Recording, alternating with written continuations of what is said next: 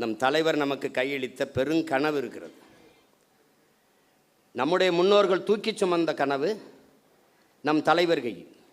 நம் தலைவனும் பல்லாயிரக்கணக்கான நமது மாவீரர்களும் சுமந்த கனவு இன்று நமது கைகள்.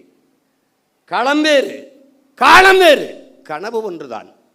தம்பி வெற்றிச்செலன் சொன்னது போல நான் முன்வைத்ததுதான், இலக்கு ஒன்றுதான், நம் இனத்தின் விடுதலை. பாதையை தேடாதே உருவாக்கு என்றான் தலைவன். ஹிட்லர் சொல்றான், அங்கே என்னடா பார்த்துக்கிட்டு இருக்கேன், பாதையவா பாதையை தேடி இறங்கி நட, அது பாதையாகும்னா. இறங்கி நடந்தான் தலைவன், பாதையாச்சு. நமக்கு சொன்னான், பாதையை தேடாதே உருவாக்குன. நடந்தோம், உருவாகிவிட்டது, இலக்கை குறித்தாகிவிட்டது. அந்த இருக்கு பாதை சரியானது, பயணம் தெளிவானது, உழைப்பு கடுமையானது, உண்மையானது, வெற்றி உறுதியானது. ஆனால் காலம், என் வெற்றியை நீ தள்ளி போடலாம், ஆனால் ஒருபோதும் தடுத்து விட முடியாது. ஜஸ்ட் டிலே, அவ்வளவுதான். நீ ஒன்றுமே செய்ய முடியாது. ஏன்னா நானாக வந்தவன் இல்லை, உங்களை மாதிரி ஆசைப்பட்டு முதலமைச்சராக வந்தவன் இல்லை. நான் காலம் என்னை இறக்கி விட்டுச்சு. நான் படம் எடுத்து பிழைக்கு தான் வந்தேன், அதான் செஞ்சுக்கிட்டு இருந்தேன். என்னை தள்ளி விட்டுச்சு. யாரா என்னை தள்ளி விட்டதுன்னு என்ன ஒரு தடவை கிணத்துக்குள்ள குச்சி கேப்பாரில் அந்த மாதிரி என்னை தள்ளி விட்டது. நான் என் வீட்டு வாளி விழுந்துருச்சு, நான் கிணத்துக்குள்ளே குதித்தேன். மூழ்கி போகும்போது தான் என் பரம்பரையே உள்ளே கிடக்குன்னு தெரிஞ்சு அப்புறம் இந்த வேலையை நான் செய்ய வேண்டியது வந்துச்சு.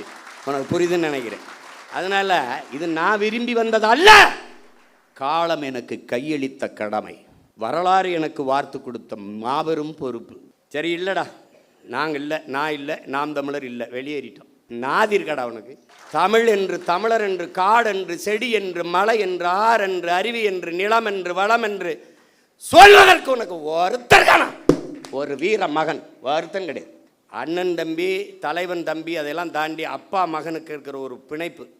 என் தங்கச்சி கூட சொல்வாள், அவன் வரும்போது தம்பி அவன் தான், போகும்போது மூத்த மகனாக போனான்னு பேட்டியில் சொல்லியிருப்பா. வேறு எனக்கு ஒரு தலைவன் தன் பிள்ளையை ஊருக்கு அனுப்பும்போது தன் இங்கே வர சாக துணிஞ்சிருங்க, எல்லாமே உங்களுக்கு சாதாரணமாக போயிடும். நவல சத்தியம் சொல்கிறேன். இந்த பாரு, தன் எனக்கிட்ட சொல்லி அனுப்பும்போது ஒரே வார்த்தை தான், சாக துணிஞ்சிருங்க, உங்களுக்கு எல்லாமே சாதாரணமாயிரும்.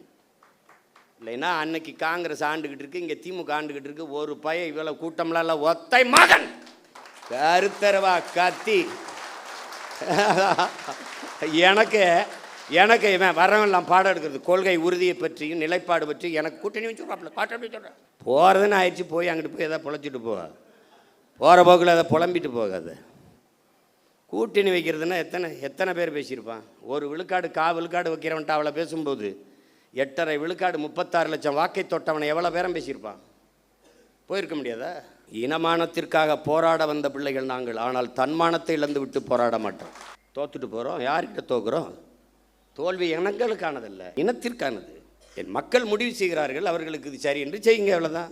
சாதி பார்த்து போடாதே ஓட்டு, போட்டால் அந்த ஓட்டு எனக்கு தீட்டுன்னு பேசுனது நாம். புறக்கணிக்கப்பட்ட ஒதுக்கப்பட்ட ஆதி தமிழ் சமூக மக்களுக்கு தேடி தேடி தேர்தல் நிற்க வாய்ப்பு கொடுத்தது நாம். ஆதி தமிழ் குடிகளுக்கு 16ல் 22 தொகுதி பொது தொகுதியிலே நிறுத்தினது நாம். 21ல் 16 தொகுதிகளை தேர்வு செய்து பொது தொகுதியிலே நிறுத்தினது நாம். பிறகு இந்த போது எல்லாருக்கும் நாவிதர், குயவர், வண்ணார், இது இந்த மாதிரி பழங்குடி மக்கள், ஷெட்யூல் ட்ரைப், இந்த மாதிரி இவங்களுக்கெல்லாம் கொடுக்க வேண்டியதுனால, தச்சர், இவங்களுக்கெல்லாம் நிராகரிக்கப்பட்ட தமிழ் சமூகம் ஒரு தடவை கூட அவன் வென்றதில்லை. எவ்வளோ பெரிய வரலாற்றில் எவ்வளோ பெரிய துயரம் பாரு. இவன் சோசியலிசம் வா, கம்யூனிசம் வா, ரெவல்யூஷன் வா, அது வா, ஒன்றும் கிடையாது, ஒருத்தனும் செய்யலை.